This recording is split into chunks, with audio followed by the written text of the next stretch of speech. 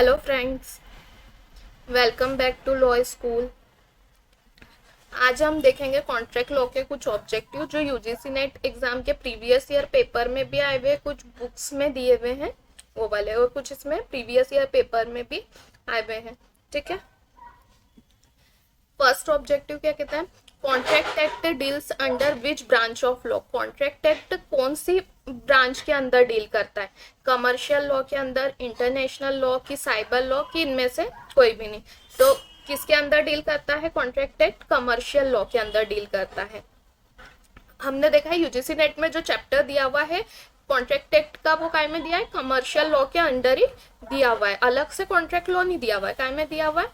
Commercial law में। तो ये डील भी किसके अंदर करेगा? कमर्शियल लॉ के अंदर डील करता है ये। ठीक है, सेकेंड है ऑल कॉन्ट्रैक्ट्स आर, क्या कहलाएंगे? सारे कॉन्ट्रैक्ट्स एग्रीमेंट कहलाते हैं। जितने भी कॉन्ट्रैक्ट्स है वो क्या कहलाएंगे? एग्रीमेंट कहलाएंगे। लेकिन all agreements are not contract. ये हमने कॉन्ट्रैक्ट लॉ के जो हमारा लेक्चर था उसमें देखा था कि सारे कॉन्ट्रैक्ट तो एग्रीमेंट हो जाएंगे, उनको एग्रीमेंट माना जाएगा, लेकिन जितने भी एग्रीमेंट है उनको कॉन्ट्रैक्ट नहीं माना जाएगा जब तक क्या ना हो, जब तक कि वह सेक्शन 10 में जो कंडीशंस दी गई है कि कॉम्पिटेंट पार्टी होगी, फ्री कंसेंट होगी, लॉफुल कंसिडरेशन होगा, वो जो सारी शर्तें हैं, जो सारी कंडीशंस है, वो जब तक फुलफिल नहीं करेगा तब तक सारे एग्रीमेंट जो एग्रीमेंट है वह क्या कॉन्ट्रैक्ट नहीं कहलाएंगे। लेकिन जितने भी कॉन्ट्रैक्ट है वह क्या हो जाते हैं? एग्रीमेंट हो जाते हैं। ठीक है, सेकेंड ये थर्ड वाला देखते हैं। To form a valid contract there should be at least कितनी पार्टीज होना चाहिए?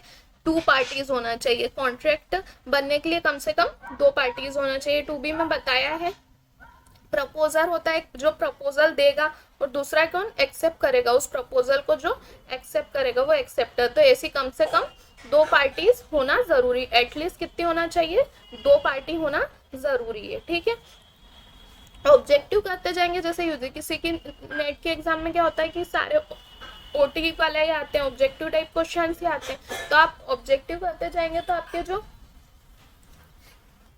ऑब्जेक्टिव करते रहेंगे आप, तो आपके थॉट्स भी क्लियर रहेंगे कि ये चीज ये होती है, ये चीज ये होती है। आप एक पूरा लेक्चर सुने या तो फिर उससे ज्यादा बेटर कि आप अब ऐसा टाइम है कि आप ऑब्जेक्टिव करते जाओ। तो ऑब्जेक्टिव करने से क्या थॉट्स क्लियर होते हैं कि हाँ ये चीज ये आपको माइंड में याद रहेगा कि ये चीज ये रहती है, इसको इसमें हमने पढ़ा था। तो जितने ऑब्जेक्टिव इस टाइम पे करेंगे उतना ज्यादा अच्छा रहता है। फोर्थ क्या है? A contract is an agreement creating and defining obligations between the parties. The definition was put forwarded by, ये definition किसने दी है? ये definition दी है सैलमन ने। कितनी बार क्वेश्चंस में आया है कि ये वाली definition किसने दी है, कौन सी सैलमन ने दी है, कौन सी definition किस sections के अंडर आती है। ये भी कितनी बार ऐसे क्वेश्चंस भी पूछे गए हैं, और कितनी बार ऐसे क्वेश्चन भी पूछे गए कि कौन सी definition किसने दी है। तो हमको इसमें का थोड़ा बहुत पूरी डेफिनेशन याद करने की जरूरत नहीं, भले से हम इसमें यूं याद कर ले, creating and defining obligation between the parties, ये वाला पार्ट रख के देख ले कि ये सैलमन ने दिए, इतना करके हम लगा ले कि हाँ डैश लगा के लिख दे सैलमन, तो हमको याद रहेगा कि ये क्रिएटिंग एंड डिफाइनिंग वर्ड आया है तो ये वाला जरूर सैलमन ने दिया होगा। हम ऐसे उसमें से कुछ कुछ पॉइंट उठा के, डेफिनेशंस पूरी नहीं याद करके कुछ कुछ पॉइंट उठा के भी हम देख सकते हैं कि ये सैलमन ने दिए कि पोलोक ने दिए, किसने दिए, वैसे भी हम इसको याद कर सकते हैं। नेक्स्ट देखते हैं, every agreement and promise enforceable by law is a contract. ये डेफिनेशन किसने दी है? ये डेफिनेशन दी है पोलोक ने दी है। अब इसमें enforceable by law is a contract इतना याद करके लिख दे कि पोलोक ने दिए, तो हमको ये वर्ड क्या याद रह जाएगा कि इन्फोर्सेबल बाय लॉ किसने कहा था? उसने कहा था। तो जैसे ही ये डेफिनेशन में आएगा तो हमको माइंड में एकदम क्लिक हो जाएगा कि हाँ ये वाली डेफिनेशन उसने दी थी। ठीक है, आइए नेक्स्ट देखते हैं। In India the express provision of the contract act apply to, किस किस पे ये कॉन्ट्रैक्ट एक्ट अप्लाई होगा? हिंदू पे, मोहम्मदन पे, क्रिश्चियन पे, कि सभी पे अप्लाई होगा। तो ये कॉन्ट्रैक्ट एक्ट कोई पर्सनल लॉ तो है नहीं, तो ये इंडिया में रहते हैं आप, इंडियन सिटीजन है, तो यहाँ पर सब पर ही अप्लाई होगा। ऐसा नहीं है कि हिंदुओं के लिए अलग कॉन्ट्रैक्ट एक्ट होगा, मुस्लिम से तो उनके लिए अलग कॉन्ट्रैक्ट होगा, या क्रिश्चियन से हैं तो उनके लिए अलग कॉन्ट्रैक्ट एक्ट होगा, क्योंकि ये कोई पर्सनल लॉ नहीं है, ये सभी पर एक जैसा ही अप्लाई होगा। तो इसका क्या आ जाएगा ऑप्शन, ऑल ऑफ दिस। फिर नेक्स्ट क्या है, doctrine of frustration was laid down for the first time in, कौन से केस में अप्लाई हुआ था ये डॉक्ट्रिन ऑफ फ्रस्ट्रेशन, ये हुआ था टेलर वर्सेस कॉल्डवेल के केस में।